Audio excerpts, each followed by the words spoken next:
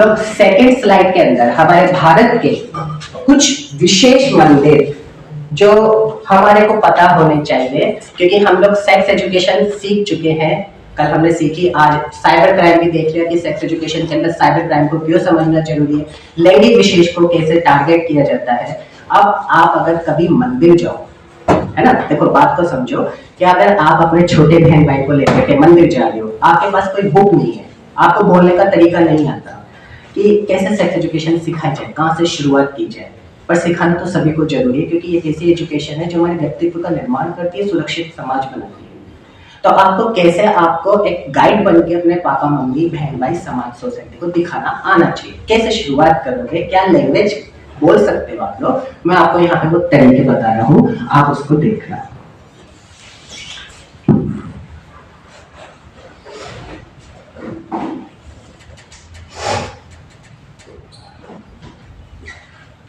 ये मंदिर कहाँ का है, कोई बता सकता है? राजस्थान का ही मंदिर है, बारोली रावतभाटा मंदिर समूह, बारोली। मैंने सेक्स एजुकेशन का आप लोगों को जानकर खुशी होगी, भारत के बच्चों को सेक्स एजुकेशन से अवगत करवाने के लिए, उनको सही दिशा देने के लिए, अच्छा जीवन देने के लिए किताब लिखी है। वो किताब मैं बहुत जल्दी पब्लिश करने वाला हूँ।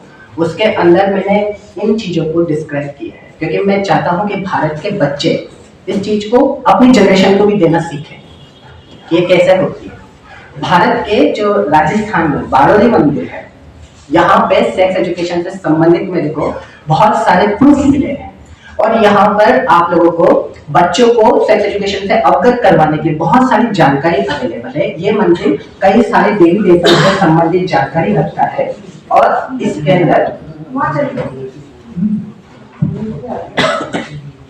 इसके अंदर आप लोगों को जो जानकारी देखने को मिलेगी वो ऐसी जानकारी है जो हमारे पूर्वजों ने हमारे को जागरूक करने के लिए, हमारे को स्वस्थ जीवन जीने के लिए मंदिर पे पत्थरों से उकेर के बनाई थी।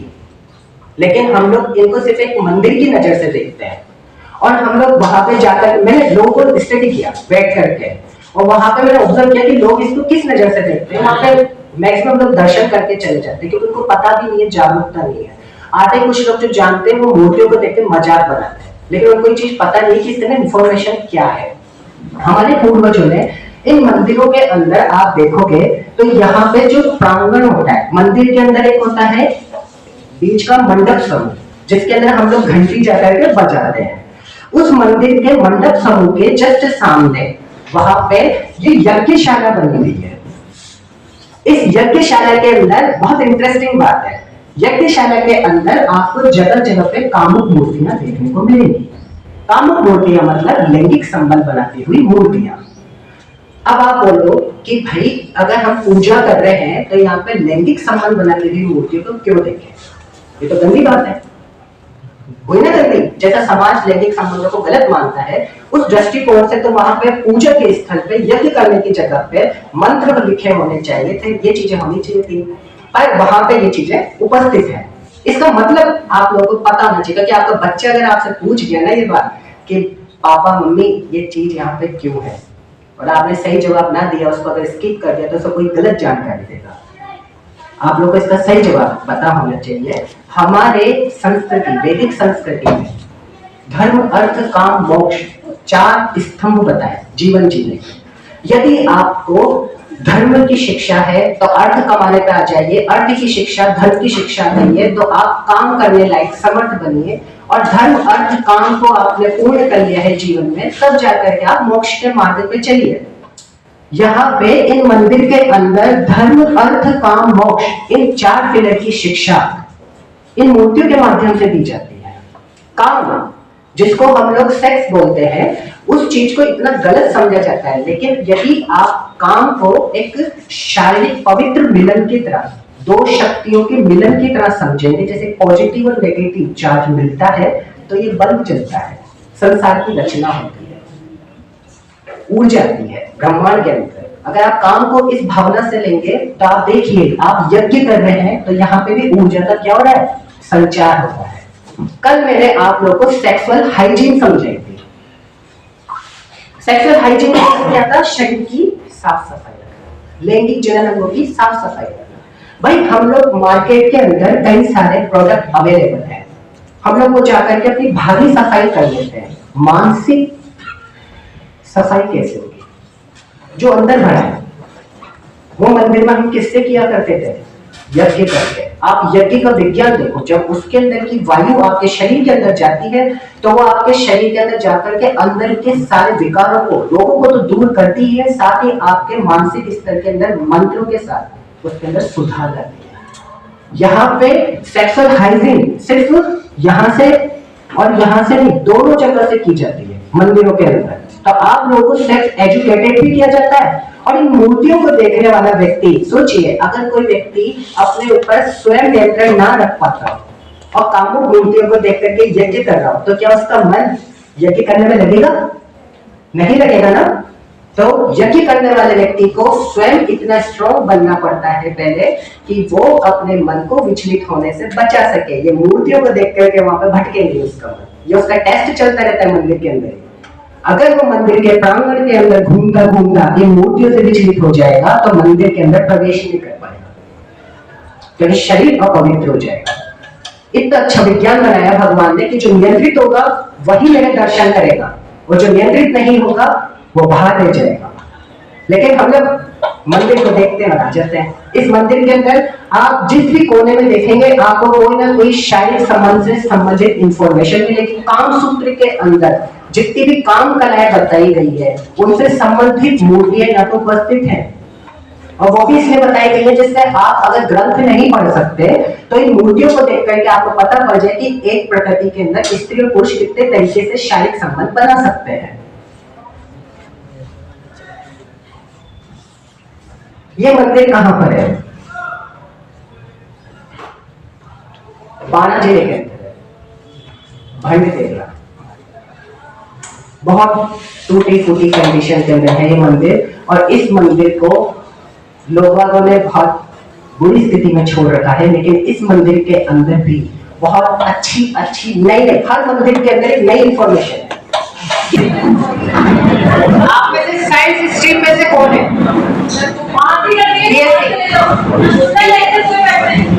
तो आप लोगों को स्टेरिलाइजेशन, रोगाणु रहित करने की विधि के बारे में बताया होगा?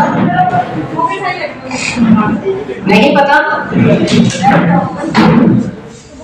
विज्ञान के अंदर एक टेक्निक होती है स्टेरिलाइजेशन।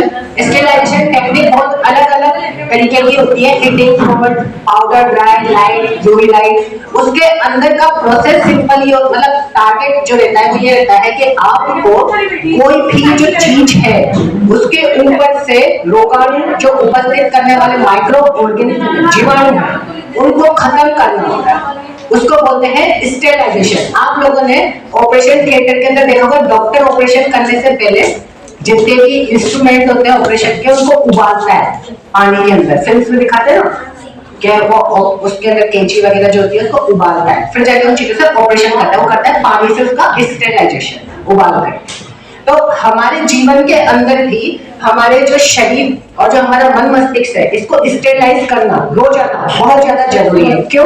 क्योंकि आप अभी यहाँ पे हो, यहाँ पे किसी व्यक्ति ने कोई गलत शब्द बोल दिया, किसी व्यक्ति ने कोई गंदी बात बोल दी, फोन है, फोन है उसके ऊपर आपको कोई गंदा कंटेंट मिल गया, कोई इंफॉर्मेशन ऐसी मिल गई जो आपको मन मस्तिष्क में बार बार घूमती जा रही है। आजकल तो शादियों में गाने भी ऐसे बजते हैं जो आउट ऑफ लिमिट निकल जाते हैं। तो हर जगह पे गंदी गंदी चीजें, दूषित, पॉल्यूशन करने वाली चीजें हर जगह पर समाज में उपस्थित है। अब उनसे हमारे को क्या करना पड़ता है? खुद को स्टेरिलाइज करना पड़ता है। इसीलिए हमारे पूर्वजों ने इन मंदिरों के अंदर इन सारी चीजों की व्यवस्था बनाई थी कि अगर कोई भी हमारा श्रद्धालु मंदिर में आए तो पहले वो मानसिक रूप से स्टेरिलाइज हो जाए, फिर जब वो यज्ञ करेगा तो शारीरिक रूप से स्टेरिलाइज हो जाएगा। अथर्ववेद और ऋग्वेद के अंदर ऐसे मंत्र उपस्थित हैं जो इस चीज का प्रमाण देते हैं कि वर और वधू जब शादी करते हैं उनके 7 फेरे की जो विधि होती है, वर वधू का अग्नि के समक्ष जब उनके 7 फेरों का जो वो रस्म को पूरा किया जाता है तब वो जो मंत्र होते हैं उस अग्नि के संयोजन से मिलने के बाद इतनी शक्ति पा लेते हैं कि वो आपके शरीर के ऊपर जितने भी रोगाणु उपस्थित होते हैं जो उस दंपत्ति को प्रजनन करने के लिए रोकने में सक्षम है उनको मार देते हैं। सोचा आपने कभी हमारे शादी में उन 7 मंत्रों जो 7 फेरे हैं उनके 7 मंत्रों का इतना डीप मतलब भी निकलता हो, लेकिन हर चीज का एक मतलब है। लेकिन आजकल शादी को कैसे लेते हैं, भाग गए, कोर्ट मैरिज कर ली, हो गया खत्म विवाह।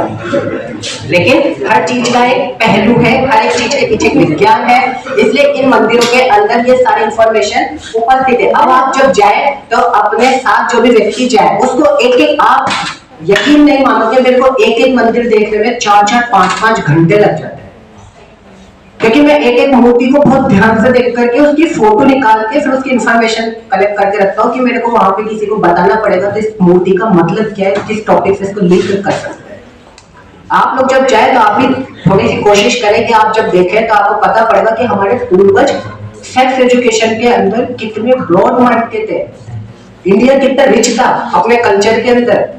ये मंदिर अभी के नहीं है, हजारों साल पहले के। कोई मंदिर 1950 का है, कोई 850 का है, कौन सा चल रहा है सन 2024।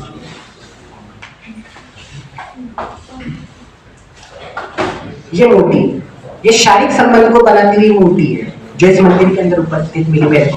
ये मैंने इसलिए इस तरीके की मूर्ति लगाई है। इसके अलावा भी बहुत ज्यादा, इससे ज्यादा आपको एरोटिक मतलब ज्यादा काम वासना को दिखाने वाली मूर्ति वहां पे है, लेकिन हमारी सामाजिक मर्यादा को भी मेरे को रखना पड़ता है, इसलिए मैं आपको एक सिंपल एग्जांपल बता रहा हूँ कि वहां पे शारीरिक संबंध को बनाने वाली भी मूर्तियां उपस्थित है।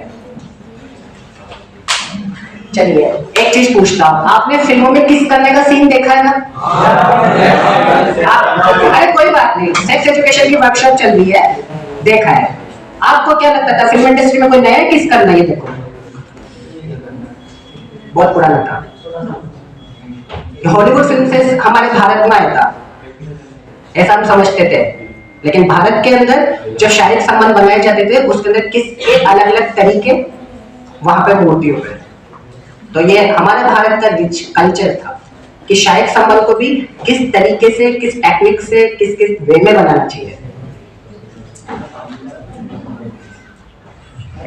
ऐसी मूर्तियां, ये जो शारीरिक संबंध बनाए जाते हैं उसकी अलग अलग पोजीशन से संबंधित जो मूर्ति है उसका एक उदाहरण है।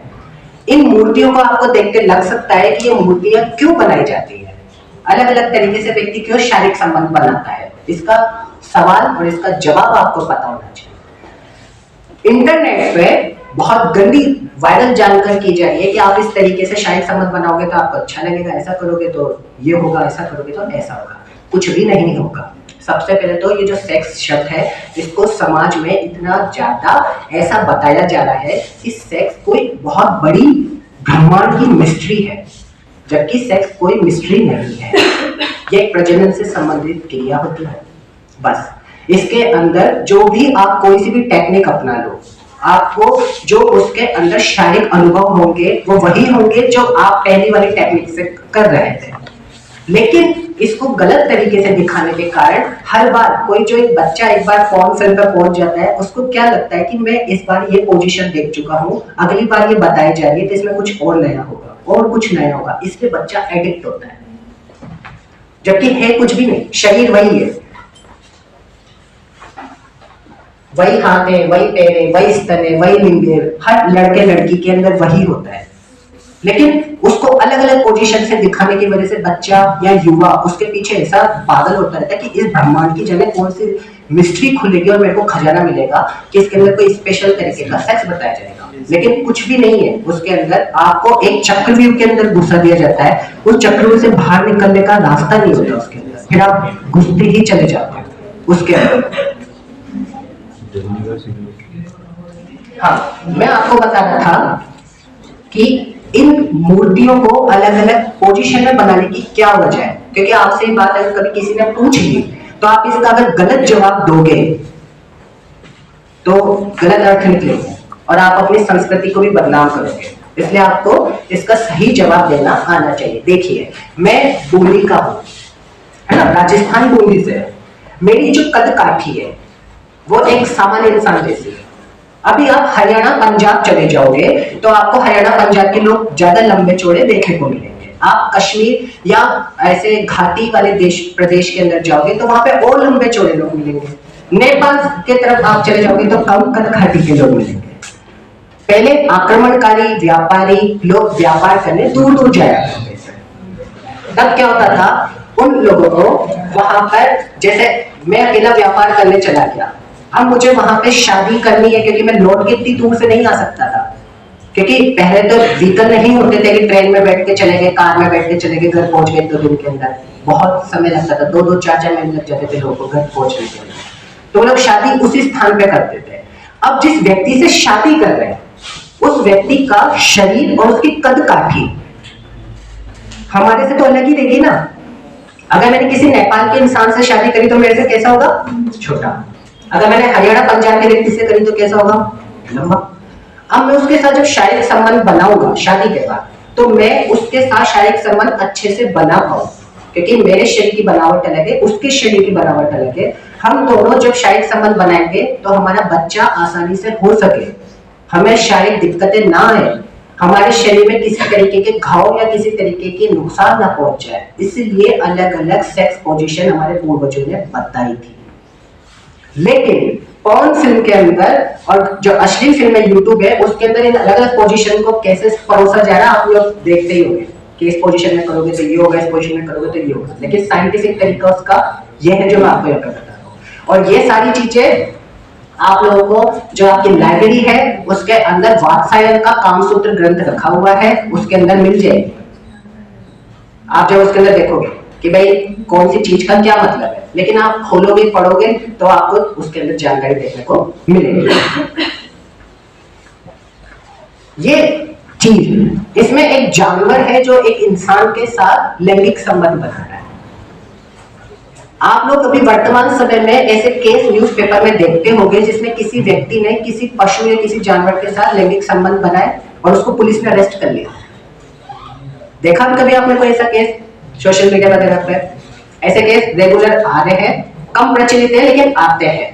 पहले के समय में, अब ये आप बोलोगे सर ये भी होता था तो कोई चीजों करना कोई गलत थोड़ी है, बोल सकता है, क्योंकि क्या होता है सामाजिक अपवाद जो लोग होते हैं ना, वो लोग आपकी ही चीज को आपके सामने ऐसे बोलेंगे कि आप उसका अगर जवाब नहीं दे पाए तो आपको लगेगा कि वो जो बोल रहा है वो सही है और आप जो बताने चाहते हो वो गलत है। इसका सही जवाब आपको पता होना चाहिए। जो लोग पहले कृषि से संबंधित काम किया करते थे, खेती बाड़ी, युद्ध से संबंधित काम किया करते थे, उन लोगों को अपने पति पत्नी के पास जाने का समय नहीं मिलता था, पर वो काम उत्तेजना से इतने ज्यादा उतावले हो जाते थे कि फिर वो जानवरों का यूज करने लग जाते थे। ये तो था पुराने वाले व्यक्तियों का हाल। अभी के लोगों के साथ क्या है कि वो घर में अपने पालतू जानवरों को पालते हैं और उनके साथ शारीरिक संबंध बनाने लग जाते हैं। जान करके यकीन नहीं हो रहा होगा आप लोग, ऐसा भी कोई हो सकता है, लेकिन लोग कुत्ते बिल्ली तक को भी नहीं छोड़ रहे। गाय तक को ने छोड़ा 12 के अंदर, अंता 12 के अंदर। मेरे को जब घटना पता पड़ी तो ऐसी घटनाएं सामने देखने में आ रही है। तो ये शारीरिक जो पशु के साथ संबंध बनाने वाली मूर्तियां हैं, ये भी वहां पे प्रेजेंट है। आप इनको कैसे बताओगे जनरेशन को कि बेटा इस तरीके से भी लोग अपनी यौन इच्छाओं की जो क्रिया होती है उनका दुरुपयोग करते हैं, वो ऐसे करते हैं। क्योंकि अगर किसी बच्चे को नहीं पता और वो ऐसे कोई किसी को करते हुए देख रहा है तो खड़ा हो जाएगा वहां पे देखने के लिए, उसको क्या मालूम कि क्या चल रहा है। ये मूर्तियां वहां पे स्टेच्यू की तरह उसको बताने के लिए बनाई गई है कि आप उस स्टेच्यू को देख करके समझ जाए कि ये ऐसा होता है। अगर आप कभी आपको भविष्य में ऐसा कुछ देखने को मिले तो आपका ब्रेन तुरंत लाइट को ऑन करे और आप समझ जाए कि वो चीज इससे संबंधित है। अब आप सोचिए कितना कुछ है वहां पे।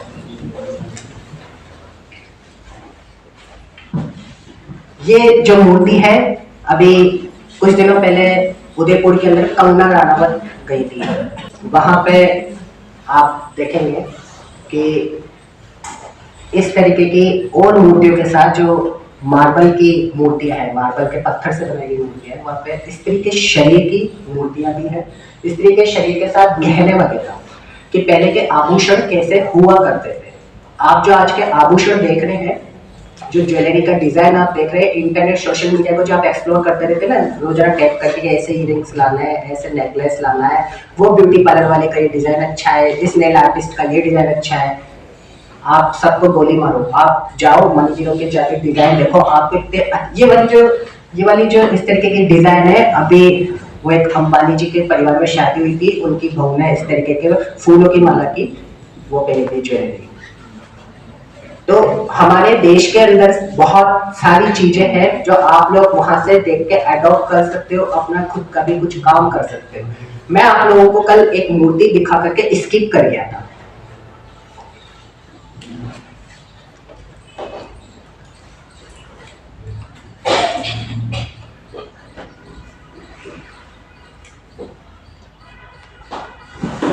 ये वाली मूर्ति,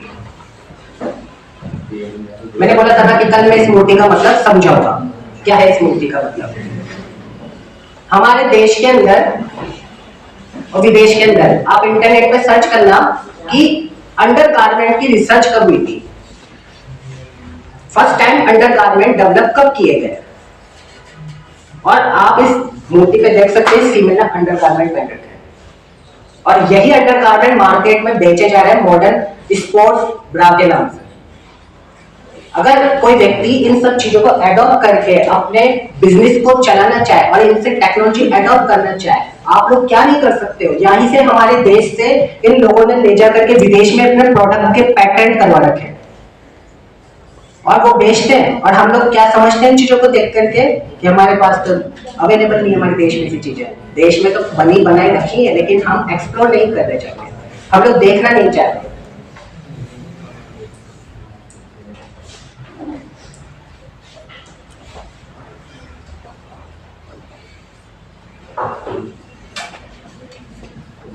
खजुराहो का मंदिर, ये करीब 8-10 मंदिरों के समूह में से सिर्फ एक मंदिर का साइड व्यू है, बाकी इससे भी बहुत अच्छे अच्छे मंदिर है।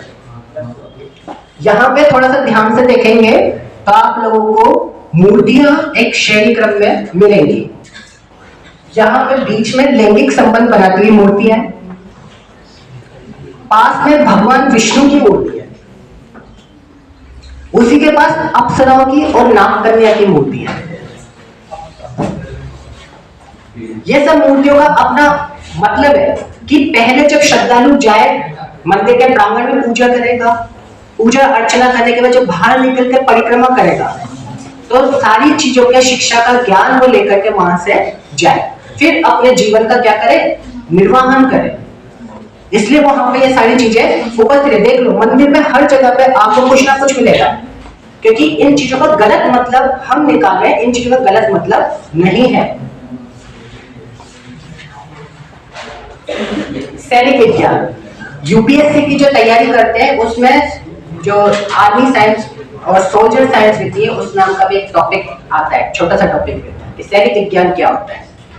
सैनिक विज्ञान से संबंधित वहां पर मूर्तियां हैं कि सैनिक किस तरीके से ट्रेनिंग लेते थे, सैनिक किस तरीके से अपने युद्ध अभ्यास की चीजें किया करते थे। तो वहां पे आप लोगों को विज्ञान, शरीर, धर्म, अर्थ, काम, मोक्ष, इन सबसे संबंधित जानकारी आपको वहां पे मिल रही है। अब मैंने आपको कल बोला था कि हमारे देश का इतना रिच कल्चर जो है उसको कई सारे लोगों ने समझा, बहुत सारे विद्वानों ने समझा, लेकिन प्रस्तुत गलत तरीके से की है। बाहर जाकर के खजुराहो मंदिर के बाहर जाकर के मैंने जब सर्वे किया तो इन तरीके की बुक्स मेरे को, ये इन पे ना जो ये टैग लगे हुए कंट्री के टैग है, अलग अलग देश में इन किताबों को अलग अलग लैंग्वेज में ट्रांसलेट करके बेचा जा रहा है। इन किताबों के अंदर खजुराहो के अंदर जो मैंने अभी आपको मूर्तियां बताई, इन मूर्तियों से संबंधित जो फोटो है उन फोटो को गलत तरीके से इसमें दिखा करके सिर्फ फोटो लगा के, और एक जहाँ एक फीमेल की फोटो देख रहे हैं, इस तरीके की फीमेल की जो उस मूर्तियों की फोटो है उनको गलत तरीके से रिप्रेजेंट करके आप जैसे जो बच्चे बेचारे जिनको पता नहीं है कि क्या है इस मंदिर के अंदर, उनको क्या बोल के बोलते हैं वाली फोटो, और ऐसा करके बेच रहे हैं 20-25 रुपए के अंदर अपने देश के कल्चर को न्यूड फोटोग्राफी बना करके बेचा जा रहा है। और सबसे बड़ी बात सिर्फ देश में नहीं, देश के बाहर भी विदेशों के अंदर, लेकिन शक्ति है नहीं क्योंकि अवेयरनेस है नहीं कि ये चीजें किससे संबंधित है, इन चीजों का मतलब क्या है। मैंने इन चीजों को जब देखा तो मैं इसको प्रूफ के तरह लिया, मैंने अपने बुक के अंदर इसको लगाया है और गवर्नमेंट से अपील करी है कि जो लोग इस तरीके का कंटेंट बेच रहे हैं उन पर प्रतिबंध लगाया जाए, क्योंकि जब उस चीज का सही अर्थ आप जनरेशन को नहीं बताओगे तो युवा भ्रमित तो होना ही है, गलत चीजें बोलेगा इसे देख करके, फिर अपने कल्चर को क्या बोलेगा वो युवा देख करके, हमारे कल्चर में तो बहुत गंदी गंदी चीजें हैं। बट और कुछ विद्वानों ने तो इनको बोल भी गंदा दिया है बिना समझे, जब समझते इसके पीछे का विज्ञान समझते तब उनको पता पड़ता कि ये चीजें कितनी ज्यादा जरूरी है हमारे लिए।